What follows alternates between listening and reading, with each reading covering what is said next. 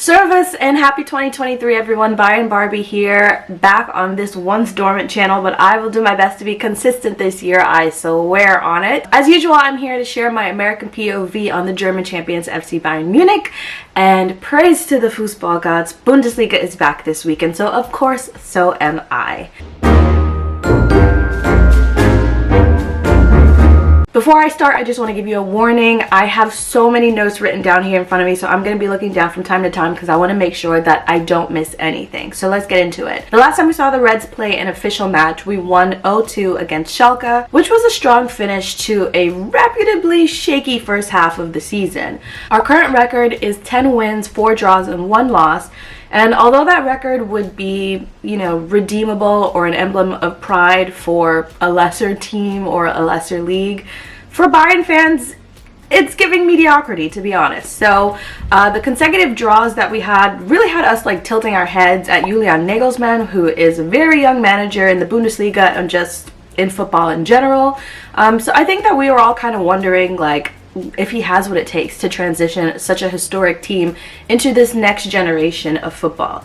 And some people, I saw you guys online, there were rumors or whispers of how we should sack him or whatever. That always happens when we don't get a lot of consistency in the results, aka positive results, but it is what it is, so we'll move on from there. Right now, I think that if you ask me, the good thing about coming back from a holiday break is that everyone is back to square one. We are mentally refreshed, we are physically well rested, and so it's a new beginning, and that's something to be very excited about. And I still say that even though we just experienced what I would describe as maybe the fire festival of World Cups, excluding the final match, of course, but that whole Qatar situation was a mess. To be honest, I didn't watch most of it because I was boycotting for so many different reasons. I just hated the way the whole thing went down. All jokes aside, I do want to congratulate Argentina on winning because I thought they had such a successful championship tournament, from losing their first match and then dedicating every single match to winning because that's how much they wanted it. They really worked hard for it. So people can say what they want on the internet about how it might have been rigged and blah blah blah, like they just wanted Messi to win because this might have been his last one. They worked hard for it at the end of the day, so congratulations to them. I also want to send my condolences to the family and friends of Grant Wahl, a revered American sports journalist who passed away in Qatar during the tournament.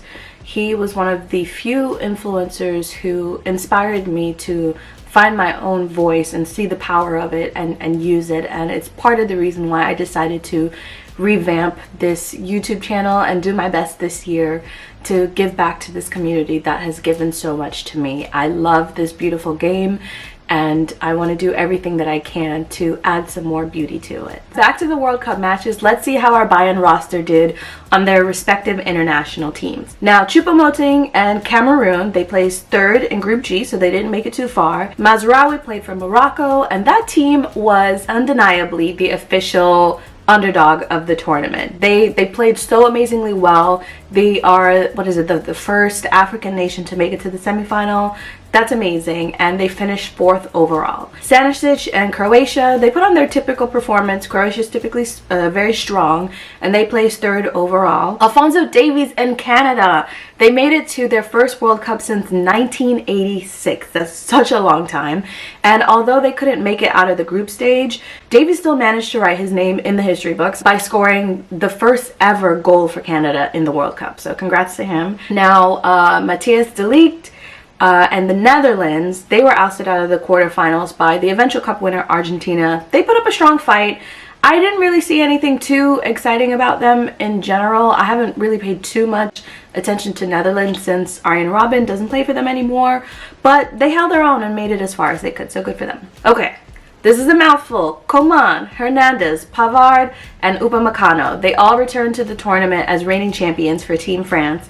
And Coman and Upamecano, I think they proved themselves to be noteworthy stars. I feel like only second to Mbappe and Olivier Giroud, who there was a lot of drama going on there, but second to those guys, their names were being mentioned a lot. So I think that's something to remember. They're really stepping it up. These are young guys, so I love that. Hernandez ended up being sidelined after experiencing a torn ACL, so prayers for him. Hope he gets well soon. And unfortunately for Pavard, there are circulating stories of his alleged depression. I think that he might have talked about it in the media a little bit. Things were always a little bit, with him, it's kind of like, what is going on? He's one of those silent players, but it doesn't seem like the stories are really coming to an end. And it's not to say that I'm expecting depression to end. What I mean is that with the media, I feel like there are, because this story is being like put on us over and over again, I feel like they're now creating this narrative of him, this very negative narrative of him,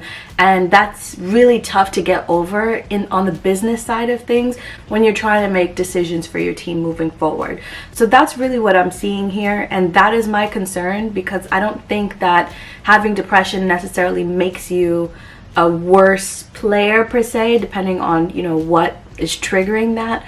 But I don't like the way, like, there's this dark cloud that's following him now, and that's really upsetting. So on a serious note, depression is not something to be taken lightly, and I genuinely hope that he's receiving the help that he needs for this. In relation to Bayern, I think we need to really start reconfiguring our formations. Like, what's been going on in the past, sometimes it worked, sometimes it didn't, but now it's definitely not going to. I think our back line is shaky enough as it is, so we need to figure it out. Now for Germany. We had Gnabry, Goretzka, Kimmich, Müller, Musiala, Neuer, and Sané. We were the bulk of the German national team, as we usually are. The 2014 champions failed to make it out of the group stage once again, but this time it wasn't due to some like reigning champ curse, because that had been going on for 3 tournaments in a row. And it wasn't due to like alleged hubris, like, oh, we won the last time, this is going to be so easy for us. And it also wasn't for a lack of trying. We didn't make it out of the group stage out of like a technicality, and Japan ended up moving forward, so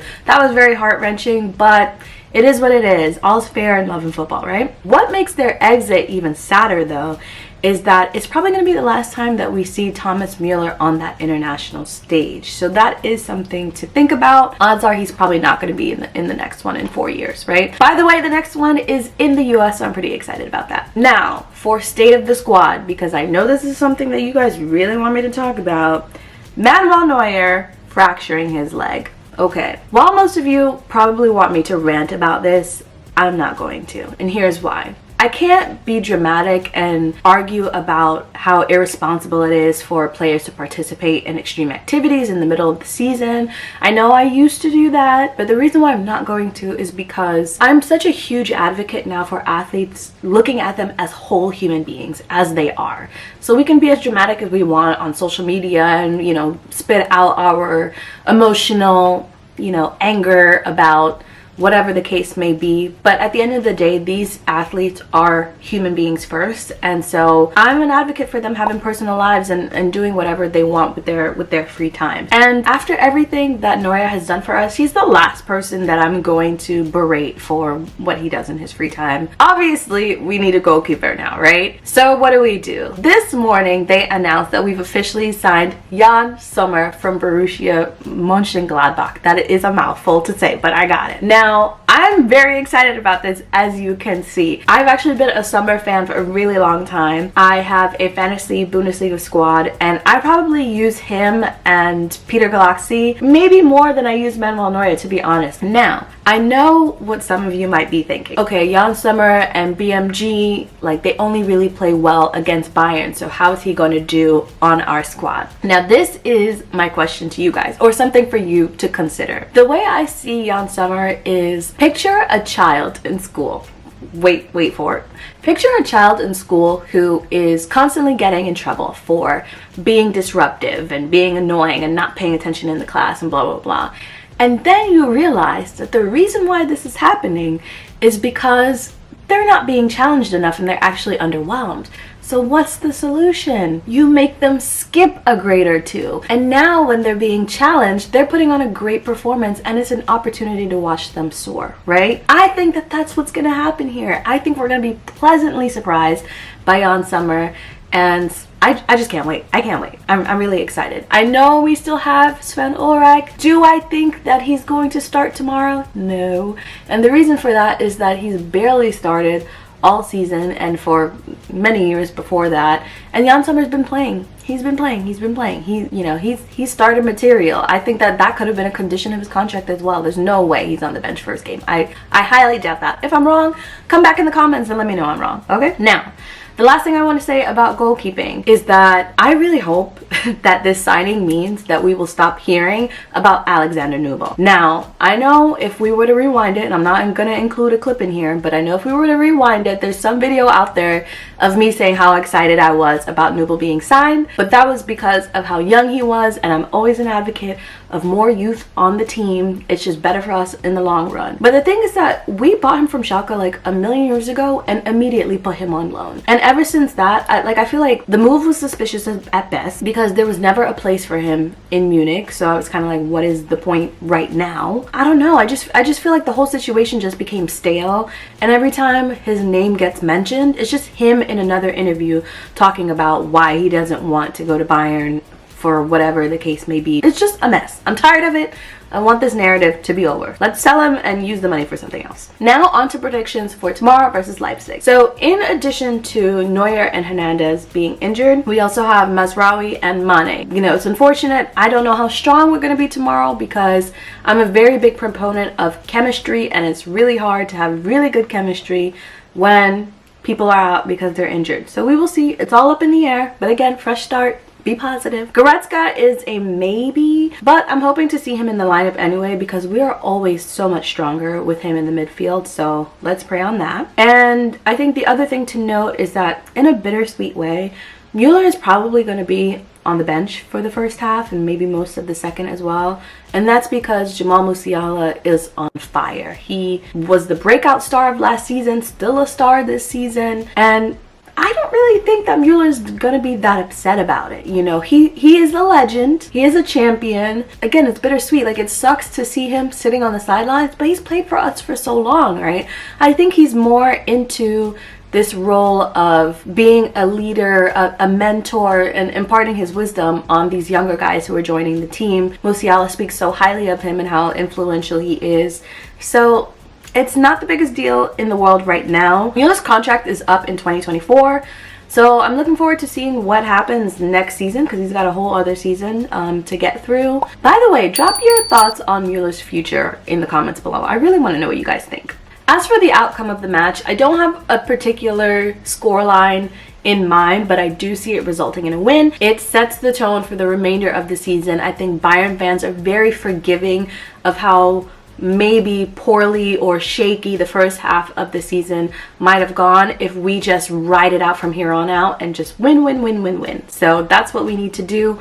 Tomorrow really sets the tone. I'm really looking forward to it. That's all for now. If you enjoyed this video, please don't forget to subscribe and give me a thumbs up, and go follow me on social media. I'll drop all of that below and you go check it out. Until next time, Mia san Mia.